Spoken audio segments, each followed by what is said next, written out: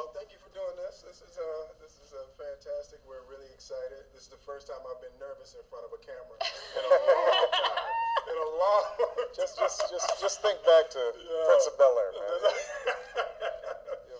Pretend you got I know, right? a fade, So my wife, she's been keeping me pretty calm. So. I'm trying. So the first thing really struck me in your speech. There was a line in my old school hip hop days. I would have been biting your lyrics on this one, but you talked about expanding our moral imagination, right? Yeah. And that just really struck me. Right. Would you elaborate on that idea? Well, when you think about what's happening in the world, on the one hand, it's shrinking. We see the internet, live feeds, and YouTube, and that means that nobody around the world should be a stranger. Absolutely. You can find out what's going on in any corner of the world, and they can find out what's going on in your part of the world.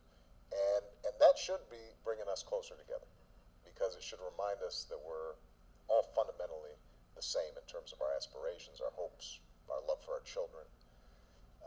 But it's disorienting. And so a lot of people pull back into their own specific identities, as their race, their tribe, their religion. And that's a dangerous thing, because it can splinter people and cause conflict. And people can decide that because this person doesn't worship the same God or doesn't look like me, then I don't have to have the same consideration for them.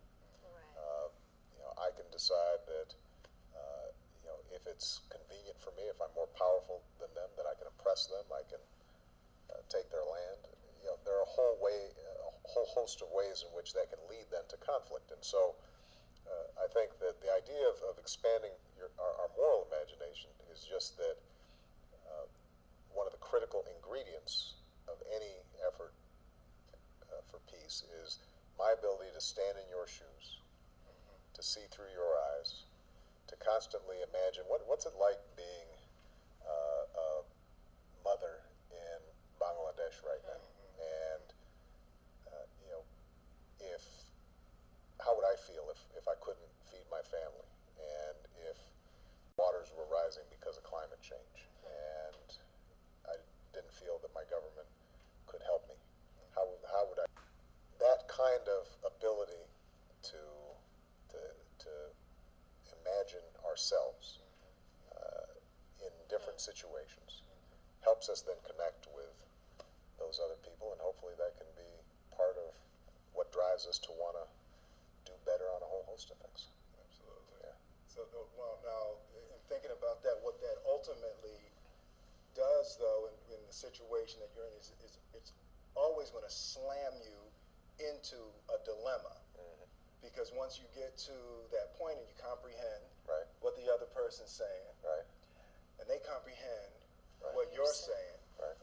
and that is still only enough water for one of y'all. Well, but hopefully what then starts happening is that you start figuring out, are there ways that we can work together to build a new well, as opposed to fight over the well we've got. Absolutely. And look, I don't want to simplify it. None of this is easy. Right. But what it does mean is, for example, when wealthy countries think about foreign aid, thinking about it as an investment.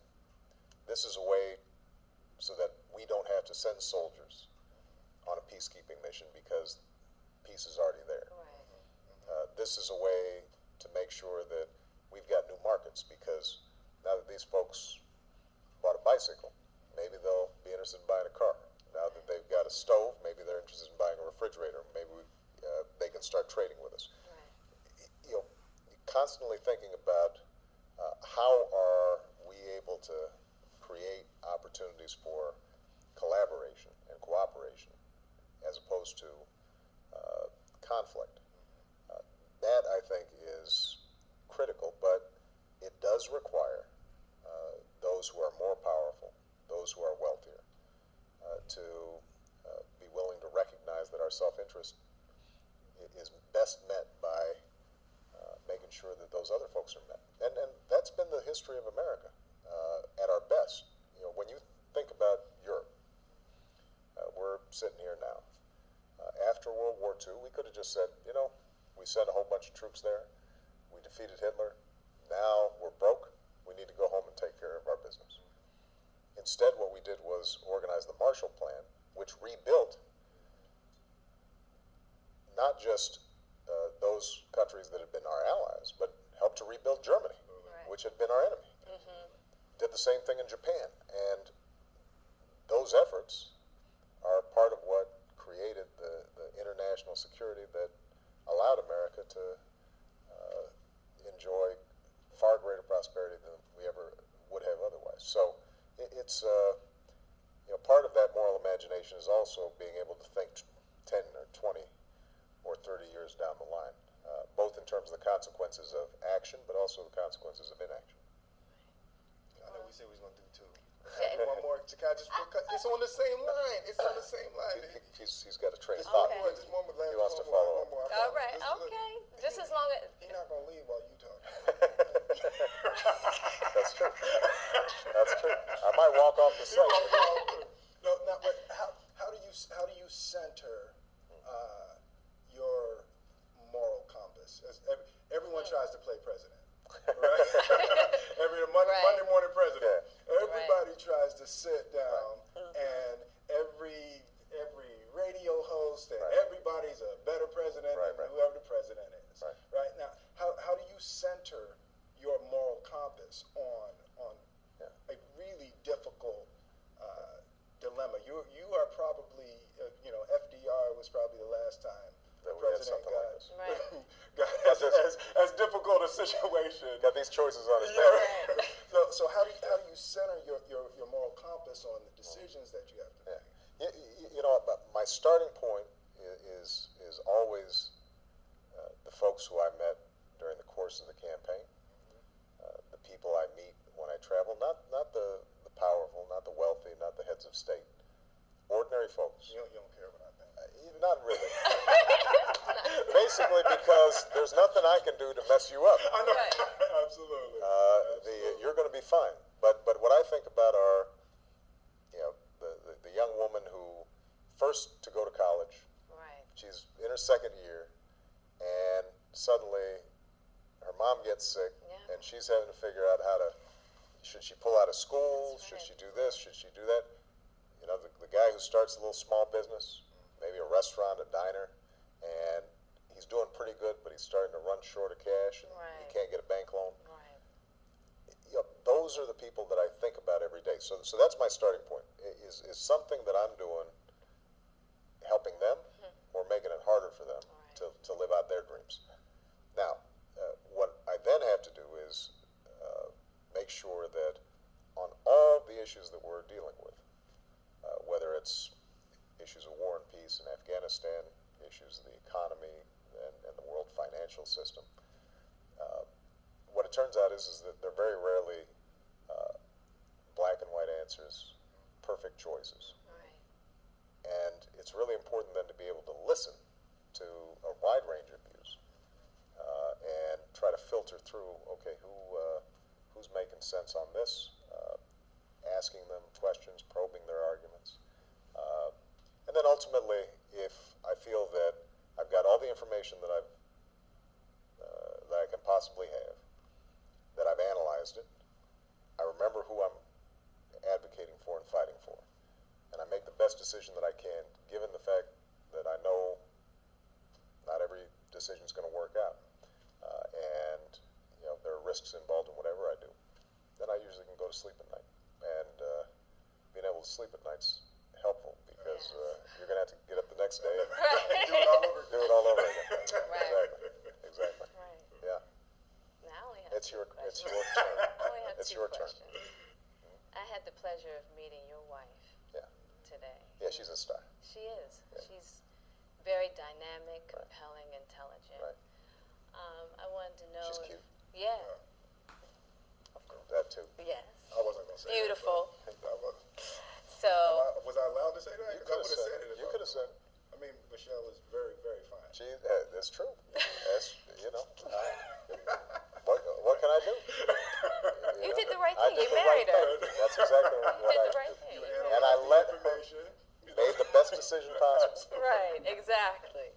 Anyway, But yeah, she is just just extraordinary. And so for me, if you could you share with us how her wisdom may influence you with issues concerning peace? well, here's the interesting thing about Michelle. First of all, she's the most honest person I know. Yep. I mean, she's just she is who she is. She doesn't pretend to be something else.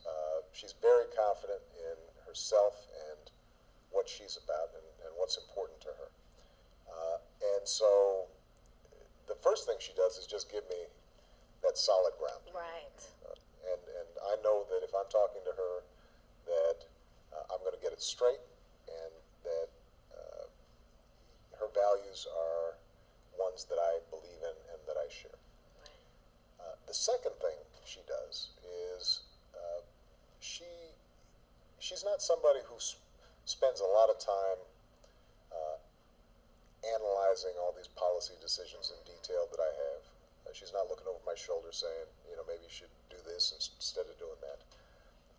But she does have a really good feel about what ordinary folks are going through.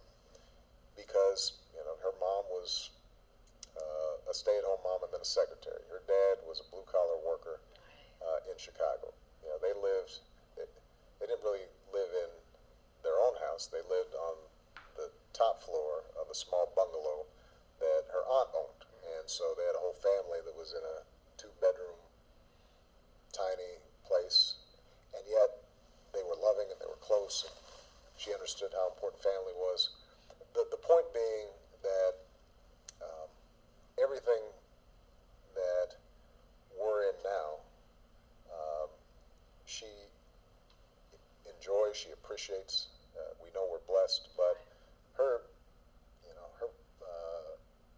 gut is always back where she came from. Right. And that's very helpful to me because I think that the worst thing about being president, the hardest thing about being president is trying to break out of that bubble. All the noise, all the political games, it can be like a hall of mirrors where just a few people are talking to each other and never breaking out of it. And Michelle's very good at making me focus not on the immediate orbit that we're in, but what's going on outside of it. Yeah. The second thing she does is she's the best mom in the world, and as a consequence, if I start to slip, if I'm not reading to the girls one night, and I could have had time. If I'm not scheduling that dance recital, she'll be on that, and that's made me, I think, a better father. And ultimately, I like to think somehow that makes me a better president. Right. Yeah. Nice. Yeah. That's beautiful. That's great. Yeah, that's fantastic. Let me ask you. I'm just Dave. I was just making. It's her turn. Dude, I'm sorry.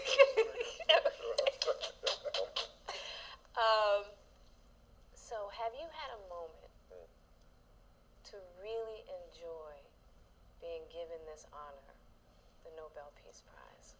I have to say that this is one of those events that happen in your life that I suspect you appreciate more in retrospect. Got it. Not because it hasn't been extraordinary. I mean, the people here in Norway and Oslo have been so welcoming. The committee has been so generous in explaining their choice. It's just been extraordinary. But the truth of the matter is that over the course of the last month, I've had to make decisions about Afghanistan. Right. I'm in the midst of a major healthcare debate. We are working on how to deal with job numbers. I've got issues from North Korea to Iran to trade relationships with China on my foreign policy plate. We're trying to finish a nuclear arms control treaty with Russia. So the pace pace has been so hectic that I haven't had a chance to just pull back and say, this is pretty extraordinary. Right. Yeah, and so in some ways, I'm not sure that's a bad thing because what is true is that this has come at this early stages of my presidency as opposed to towards the end, and I don't think it's time to pat yourself on the back. I think it's time right now for me to just keep on doing the work, and if I'm able to execute and make things a little bit better internationally, domestically, then I'd like to think that I'll be able to savor this prize a little bit more because I know that the trajectory that I tried to take the country on and the ideas that I tried to promote in the world actually ended up making a difference. Well, thank you very Nice, much, thank man. you. And just so you know, you make us want to be better. That's right. That's so nice. Yeah. I appreciate that. And so I strive, and when we look at you, you make our hearts pound. Yep. Well, that's so nice. We want to be You better and people. Michelle. You guys are great friends. Thank you Thank very you. much. Appreciate you. Good to Thank see All you. right.